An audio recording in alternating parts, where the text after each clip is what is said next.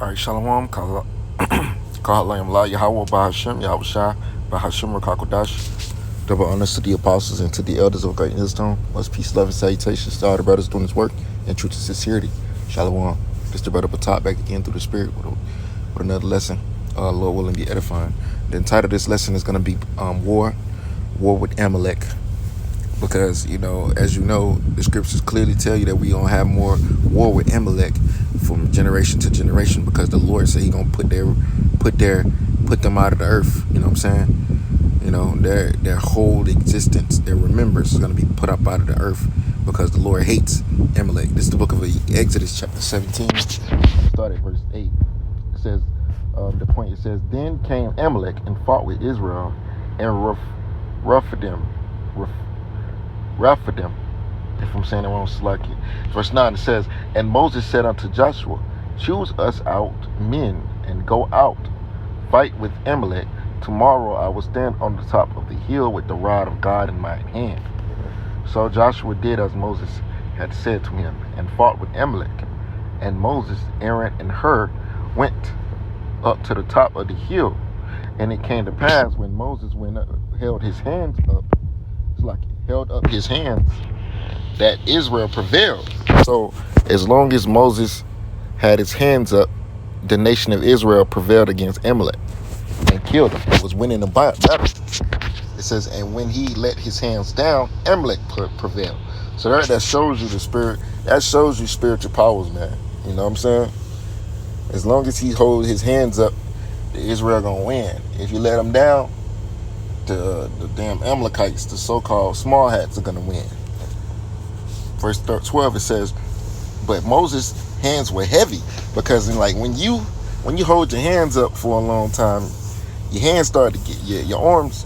When you're holding your arms up for a while, your arms start to get a little heavy on you, and they start to get a little weak on you.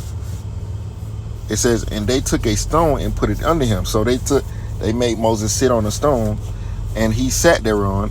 And Aaron and Hur stayed up his hands, the one on the one side and the other on the other side, and his hands were steady until the going down of the sun. So that right there shows you the power of Yahweh Bashim Shah. As long as Moses holds his hands up with the rod of God in his hands, Israel prevailed. If he let his hands down, then Israel didn't prevail. That's a sign of power right there.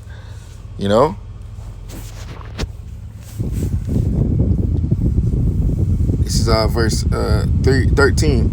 It says, Joshua discomforted and Joshua discomforted Amalek and his people with the edge of the sword. So Joshua and the men of Israel was killing them Amalekites. The so-called small hats today. So-called, small hats, those 1949ers, if I'm not mistaken, 1947ers. I forget what year it was, but you get the point though. It says verse 13. It says, and Joshua discomforted Amalek and his people with the edge of the sword.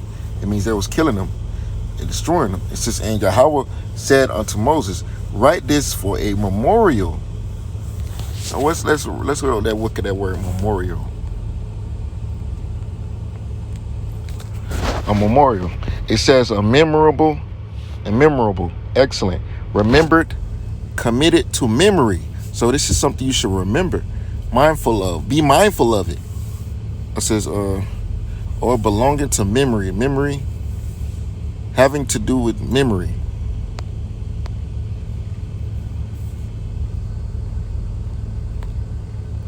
A recognition of meritorious service. A written statement of facts submitted in conjunction with a petition to an authority. A structure erected to common persons or events. So basically it's a memory. It says Exodus 17 and 14. And Yahweh said unto Moses, write this in for a memorial in a book, and rehearse it in the ears of Joshua, for I will utterly put out the remembrance of Amalek from under heaven. Why does the Lord hate Amalek so much? Because Amalek is the worst of the Edomites, man. The Amalekites are the ones that rule this world. The small hatters. They're the wickedest of the wicked. They're the wickedest of the wicked.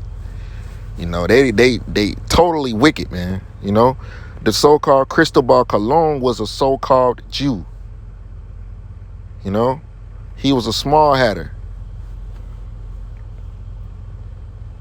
So that right there lets you know that one of the many reasons why the Lord Yahweh Shem Shai hates Amalek so much, because of all that Amalek has done. Amalek is in control of this earth right now. The small hatters in control of this earth. They're in control of America. They're in control of everything. The elites of this society are Amalekites, man. They're small hatters. They're the so-called prestigious of the Edomites, man. They the so-called top tribe of the Edomites.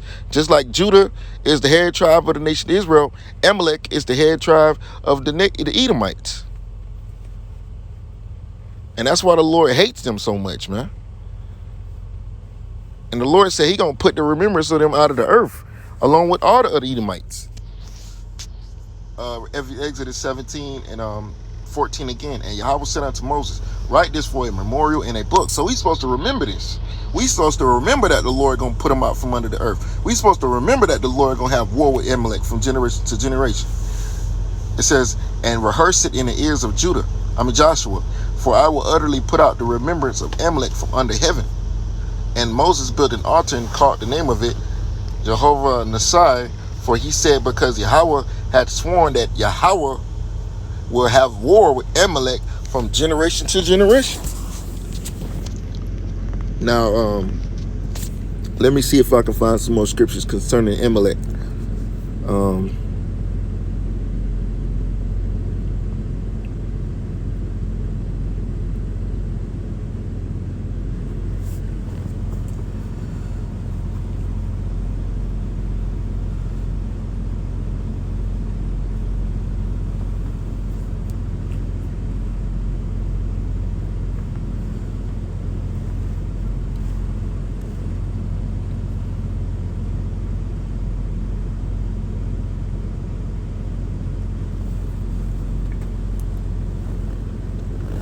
It's the book of Numbers.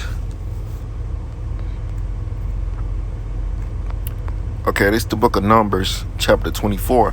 This is Amalek, Numbers chapter 24, verse 1. I'm going to jump down. It says, and when Balaam saw that it pleased Yahweh to bless Israel, he went on as at other times to seek for enchantments, but he set his face toward the wilderness. And Balaam lifted up his eyes and saw Israel abiding in his tents, according to their tribes. And the spirit of the Most High Yahweh came upon him. And he took up his parable and said, Balaam the son of Beor had said, and the man whose eyes are open had said.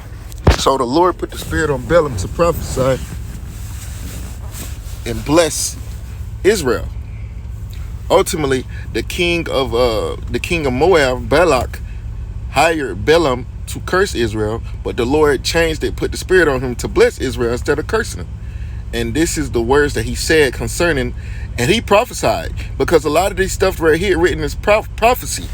This where here's what I'm finna read is a prophecy, but I'm finna get to the point of Amalek. He prophesied because the Lord put his spirit on him. He opened his eyes up to see. So let's get to what he said about Amalek and Edom. Let's go to the book of Numbers 24, and I'm gonna get straight to the point. Verse 18, starting at 18, it says, and Edom shall be a possession. Seir also shall be a possession for his enemies, and Israel shall do valiantly. So he's prophesying about the future of Edom, along with, I believe, other nations.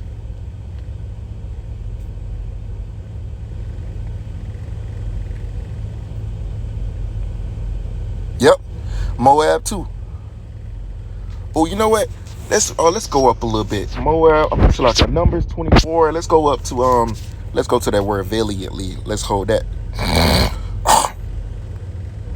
Let's go to that word valiant.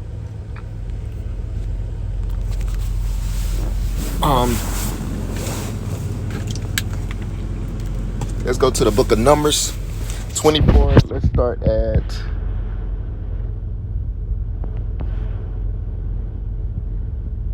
verse 17. It says, shall see him, but not now. I shall behold him, but not nigh. There shall come a star out of Jacob, and a scepter shall rise out of Israel, and shall smite the corners of Moab, and destroy all the children of Sheath. Let me pull up some in my scripture real quick, because that scripture is talking about Yahweh Shai. He's their ruler. Let's see.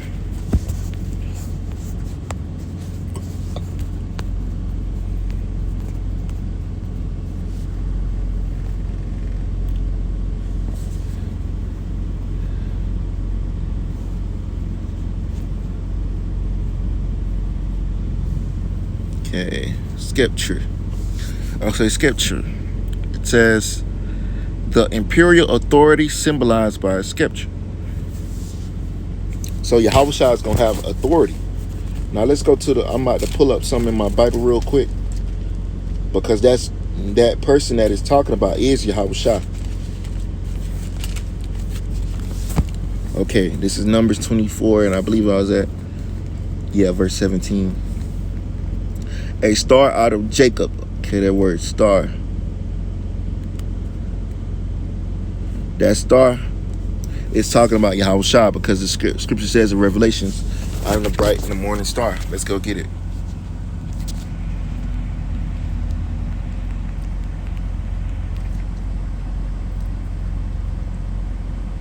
Revelations 2:28. It says, and I would wait. Hold on. Revelation 22:16. It says, I, Yahweh Shai, has sent my angel to testify unto you these things in the churches. I am the root and the offspring of David, and the bright and morning star. So that's one scripture proving that Yahweh Shai is that morning star. He's that star that's gonna come out of Jacob, because Yahweh Shai is an Israelite. He's a Jew. He's the king of Jews. Let's see what that scripture says. Jeremiah 23. Jeremiah 23:5.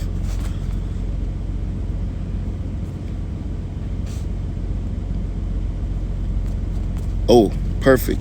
Jeremiah 23:5. It says, behold, the days come, said Yahweh, that I will raise unto David a righteous branch, and a king shall reign and prosper, and shall execute judgment and justice in the earth. Now, who is that talking about? Yahweh Shai HaMashiach, a so-called black man, Let's go to the book of Daniel, because this, I got the Bible with the precepts in it, and I'm just reading the precepts that's connected to this verse in Numbers 24:17. Okay, the next scripture is Daniel 2:44. Let's see what that says, which I already know what it says. Let's go to it. This is Daniel 2:44. It says, and in the days of these kings shall the God of heaven set up a kingdom, which shall never be destroyed, and the kingdom shall not be left to other people, but it shall break in pieces and consume all the kingdoms, and it shall stand forever.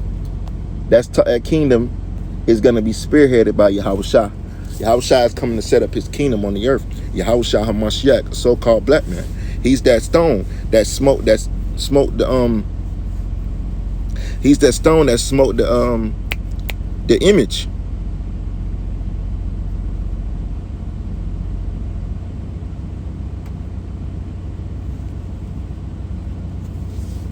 Verse 45 tells you that. It says, for as much as thou sawest that the stone was cut out of the mountain without hands, that it break in pieces the iron, the brass, the clay, the silver, and the gold, and the great God hath made known to the king what shall come to pass hereafter, and the dream is certain, and the interpretation thereof.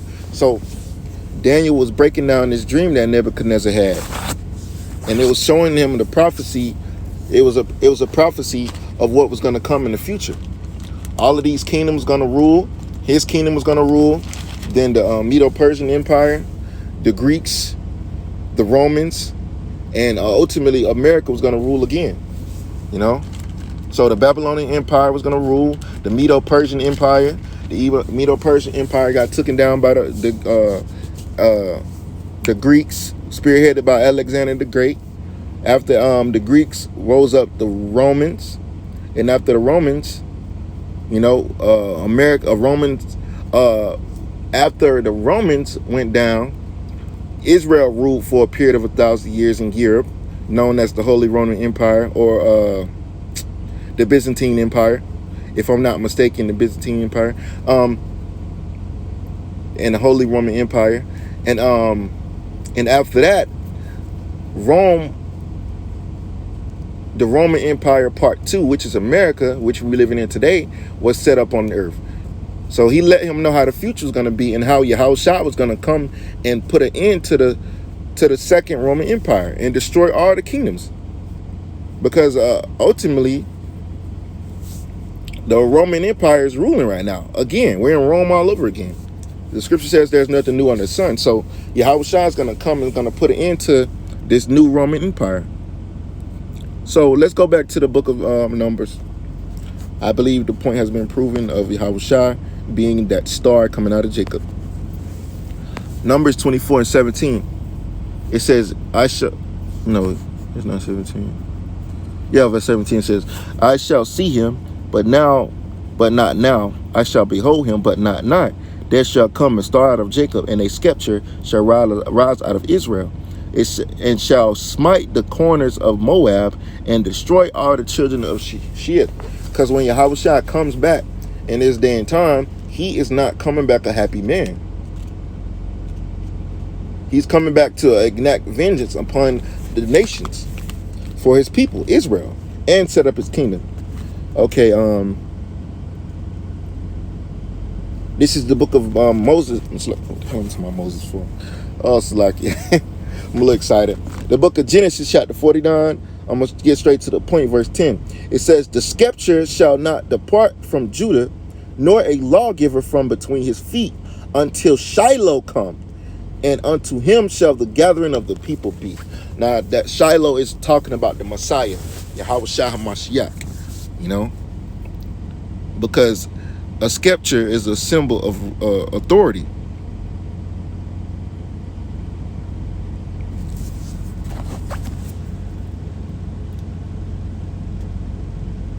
And this scripture in Genesis links up right with this scripture in Numbers 24 with that word scepter in it.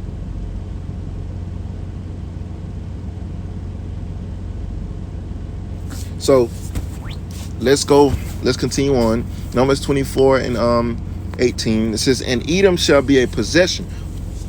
What scripture backs that up? Let's go get it.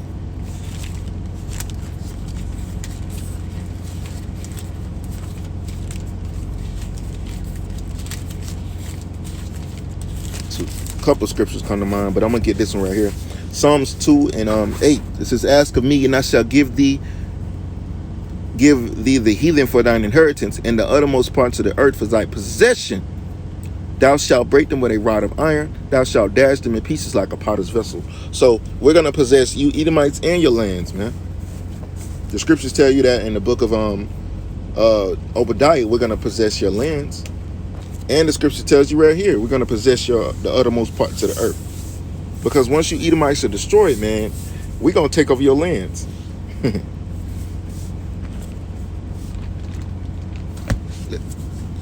Numbers chapter 24, verse 18 again, it says, and Edom shall be a possession, Seir also shall be a possession for his enemies, and Israel shall do valiantly. That word valiant means strong. Let's go to it. Okay, it means brave, courageous, intrepid, in danger. Let's go to that word, intrepid.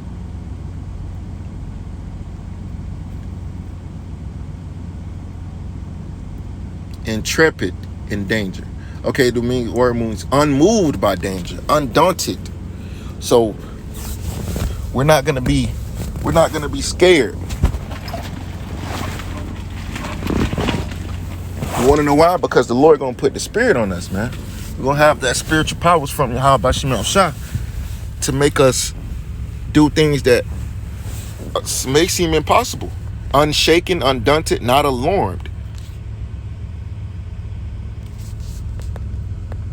Okay, so it's intrepid in danger. That means unafraid. You know what I'm saying? You courageous. Okay, this says stalwart. From French, valiant, stalwart. Let's go to that word, stalwart. Stalwart. It says resolute, determined, good, serviceable, probably a contract to come on. Base, foundation, support, stability, security, stand to make to be firm. So we're gonna be stoic in that day, man. Having rugged physical strength,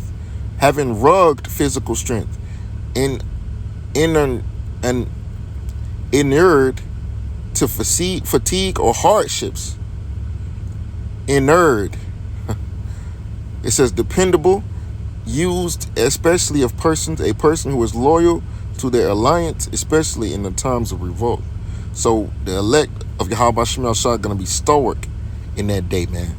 That means they're going to be stable. Okay, from valiant, stalwart, brave. So we already got what the word stalwart means. It says be strong, from Latin valere, to be strong, to be well, be worth, be worth, have power, to be able, be in health, to be strong, valiant person, having or showing valor.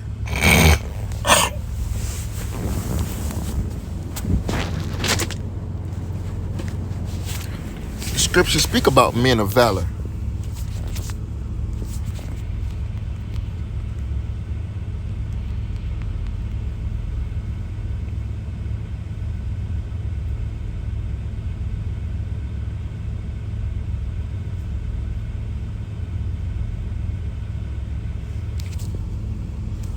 See, the scriptures clearly speak of men of valor. There was mighty warriors, man.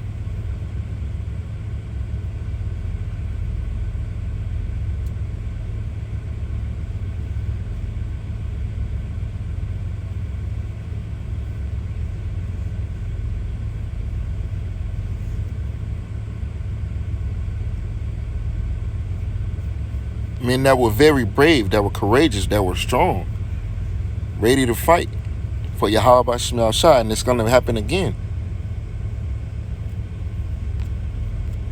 in these last days.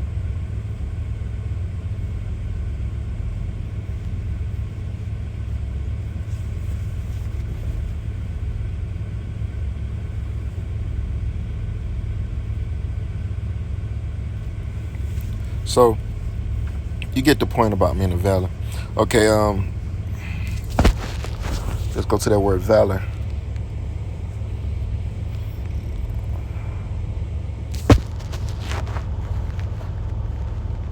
This is valor. The qualities of a hero or heroine,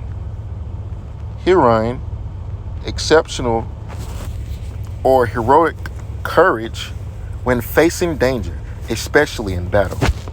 So these are men that were not afraid to go to war. They are men of valor, men of strength, men of power. This is the word valor means value, worth, moral worth, merit, courage, virtue. Let's see. Be strong, be wroth, be strong. The meaning courage in the first recorded 1580s from Italian valere, from the same late Latin word. It says the qualities of a hero or heroine, exceptional or heroic courage when facing danger. So we're not going to be afraid. The men of the Lord are not going to be afraid in that day. Let's go back to the Numbers 24 and verse 19. It says, out of Jacob shall come he that shall have dominion, and shall destroy him that remaineth of the city. And who is that talking about? Yahweh Shah.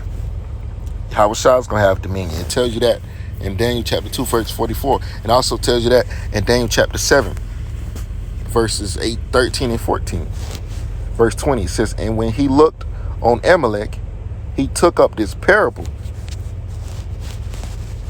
and said, Amalek was the first of the nations, but his latter end shall be that he perish forever. So this is what Balaam is prophesying about Amalek. This is going to happen to you small hatters, You're going to perish forever. Now let's get your judgment. Let's go to the book of Obadiah. I ain't went into the book of Obadiah in a minute. It's a pure Edom hatred book. Edom, it's like Obadiah chapter 1.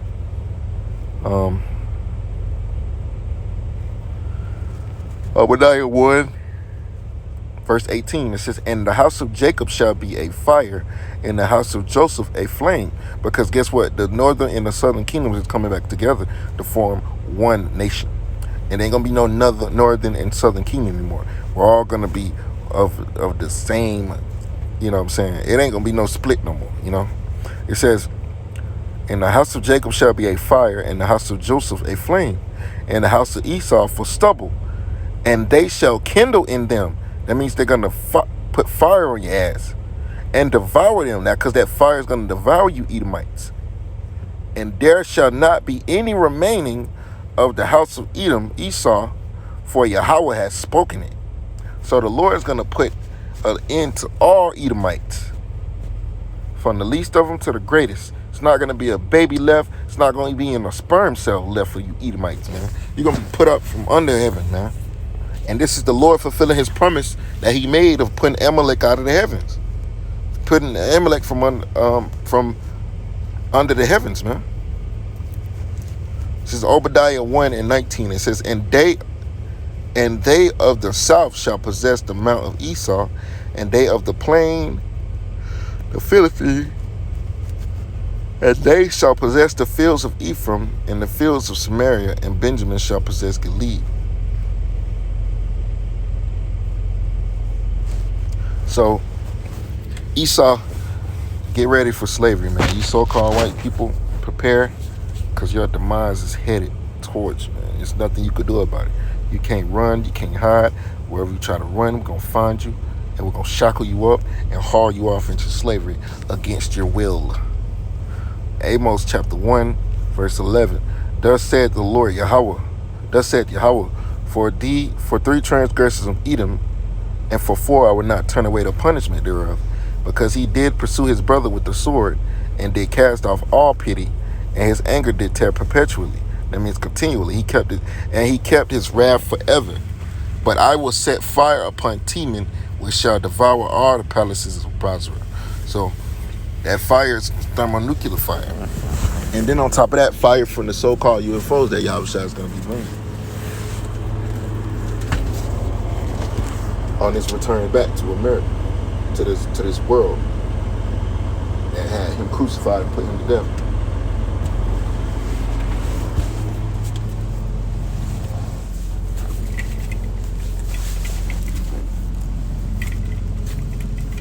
So you small handers, you better get ready for your future. Your future is slavery, hardships, death, calamities, pestilence, slavery, hardcore bondage, being a lowlife that you are, a base man, a caveman. So with that, man, Lord, when you brothers edify with this lesson, close out by saying, Kahala Mla, Yahweh Bahashim, Yahushua Bahashim Kakadash. Double honors to the apostles and to the elders, great millstone. Much peace, love, and salutation to all the persons working with sincerity. Shalom, Kom Yashala, Ba'abad, I don't know. So the Lord's going to have war with Amalek. And we're going to take pleasure in putting a foot in you devil's asses, man. Because when we got you in slavery, man, look, y'all going to suffer. So with that, I'm going to say shalom.